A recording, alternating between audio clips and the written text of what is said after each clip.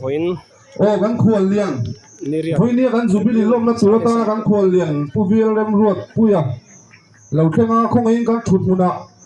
kan zavai lo ding ang kut lo mengila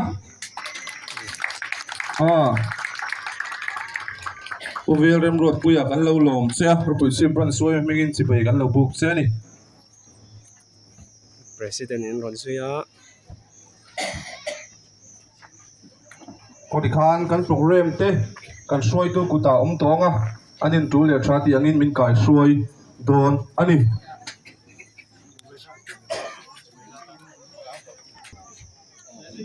kan hun kan tran chho don tonga ei ni te sa thì sẽ nó in trên là quá cho bằng tôi hay là hun tối tế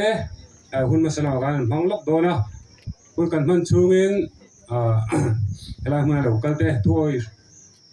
tôi cái nghề những cái xe tí anh đi ole kan chairman mena tang ngai thak tong khan woi me kumsum sari pangana platinum jubilee lomna atum ni na voina pathian min soi tlenga pathian hena lom thu omsela tin hemi min man pui tura kan som khualian turin hei puvial rem ruat puya kan soma ani hi kan sia ni kumla ma te po kan hre to pa ka culture meet lo ting takin ani ho hian kan mang to khong in a thut mun atang he lo ding vele shim shim sela thange kut be ni lo lom te ang lo me ani ba ka hian khota nga vc te le ngo kan tho pui te bun min man pui tur hian kan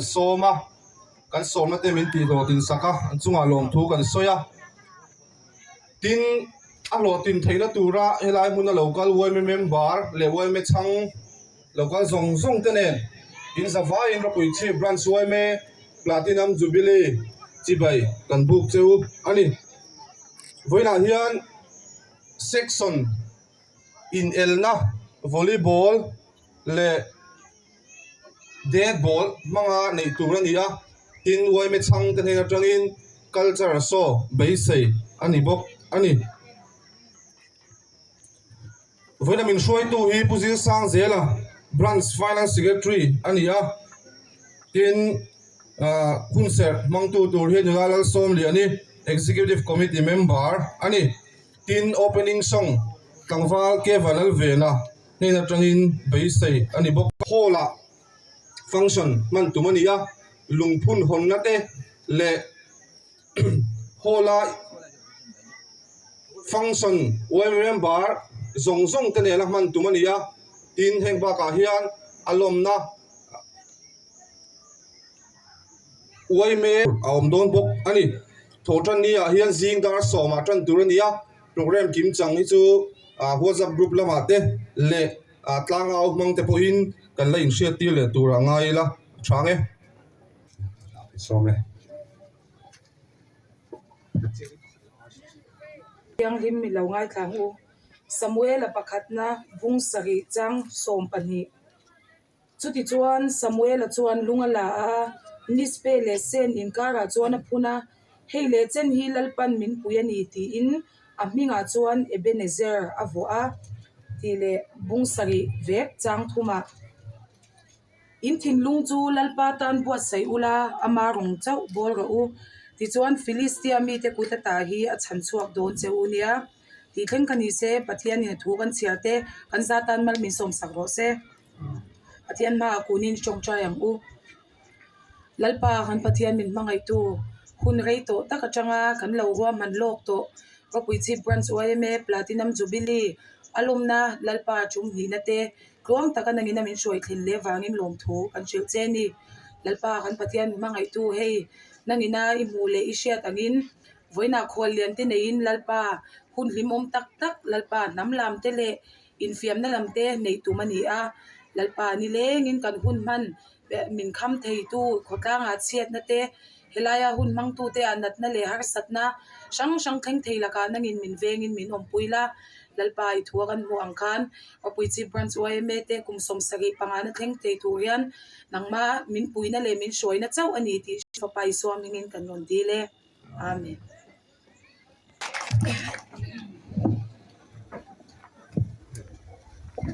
Val Evan opening song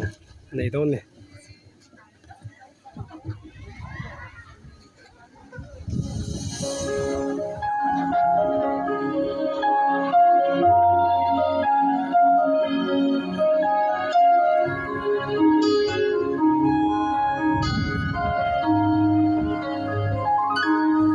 Ô nắng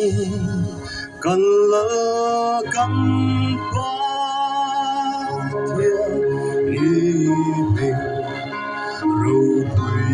về xe y hoa a cần lâu cứ hiền cần đi lại thang gần ôm tan tur ngày đoan mi bụi cần đi cô mi phiền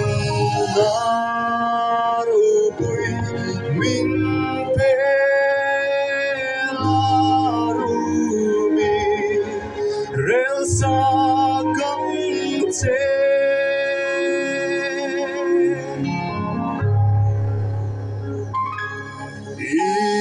phim nâng lệ thấy na lệ y xua nơ rê răng lệ thoại si truy nâng nghe rô chú ra tua đi nâng tiếng ta quân quy lệ love the love there's one in me rel sa cắm chế lòng vol FJ khiêng tế chung ở căn lô mẹ ole tu là chuan thu soi ngay thạch đoan nga căn khổ liền he tăng in ta có sự thì căn soi đó căn khổ liền hi Qual quay mê xuôi tù tê khốt lang xuôi tù VC tê MUP lệ MHP xuôi tù tê quay mê members tê quay mê chăng tê quay nè la ya quay mê kum som sari panga ro pui chip lom tura local tê in zawa in chibai ka buk chewa helaya hey ka phu lovin khwalian turin mir som le a kalom khop maya nia ni kum khan khilaya khian cultural meet lo ting tak kan eina khan hun min lo man pui to a kha te po khan lom thu kan soi chho ze la chu ti rual chuan khilai khi kan epreng maya oi me pak duam tak mai in siam te khi alut zia hi thang thar den kan la thedon sowa khi ang te khi zual na ko nga te mo na sa tak in phurani ti kha in siat karinga tan na sau tur pon kan cha du ngal bok chu ni voini hian a sports item mang tur a helai Jubilee lom nana hun mang tur kan ni deuin kan ria a cultural lampang kha enge kan perform tur kha ka chi alawa chero te kha omdon in kan hredawa engpo ni se culture chungcha nga hian han soi masak lok du kan ya kan ti dan nam sang sangin kan ya culture vong him thatur chuan kan culture hi kan siam thar reng turani ti hi zoban huizing a chuan asoya chu omzia kan man fu hi a thain ka riak tu lai kan Mizoram din huna po hian hei kan changkang zela kan ti dan pal chuanin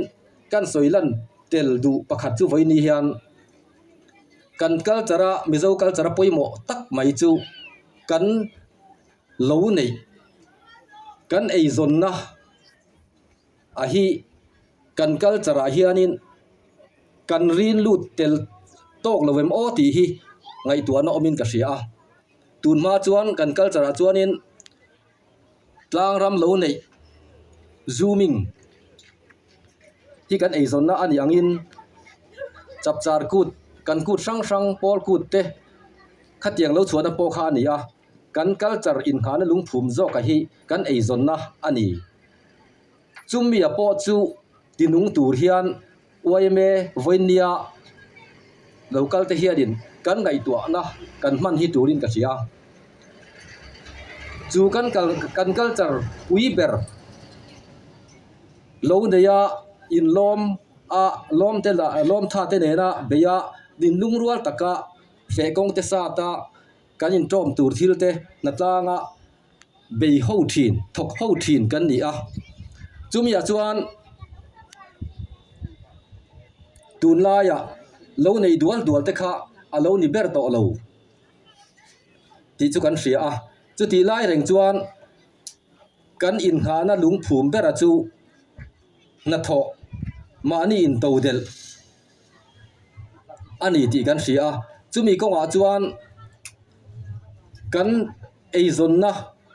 hemi kan lo nei abik takin bu bal tharna konga hian culture kan vong nung reng kan von nun reng na ta na kan siam thar zel tu ti a ngai to na tel ngai ta chu kan ei zon na hi kan ti chang kan ve zel angai ti na ni ta ni thang thar ten engtinge kan ei zon na hi kan ti chang kan nga nuam zokin kutna kan thoang ti te khang ai to na mang tai la chumi a chuanin alai puya chuan in loma thok howa in du saklanga thok tur kan ina ro kha chu lungphuma mang tel reng chung khan kha kan culture kha engtin nge ei bara in todel nan thazokin nuam zokin hlok zokin kan thoang ti hi kan culture hianin von nun kan culture von nun na hianin betel selangai tuana mang tel taila chu voinia hianin kan fiat tela ngai tuana kan man oime hruai tu te ang zong le ram hruai tu ni emo khotlang hruai tu te pon kha mi zong a kha kan ngai hlut a kan von nu na turin thei top kan chwa na tur kong rang a omanga zirlai te point chu mi zong chuan engtin nge kan zir chuang ti kha kan ngai tuana hian om tang sela ta chu khovel ram zong ngai tu ai ati mi abai ni chu wang chuan kan khotlang than na tur te kan ei zon na angel he na tur te nam za om kan ina tur te nam in to del kan ina tur te nam tai ma kan ni thar le na tur te po a alung phum poi mo ber chu dik taka thil ti ania chumi min dal tu lian ber chu developing countries kan ti te khovel ram dang zong po en hian ram chang kang tura ngai an economy tha em ma se an chiat thin na po abul pui ber chu corruption hi ani zen ani kan rama po hen chu kan mo em ma corruption chumi tan chon voin ni hianin YM members ten engtin nge he thili kan dawang engtin nge na thora tur hi ani tur ang takin akalang engtin nge ram hi adik takin kan kai hruayang ti hi kan ngai tu na a poimo ma saber kan vat challenge wi ber tur chu corruption do hi ani ta tani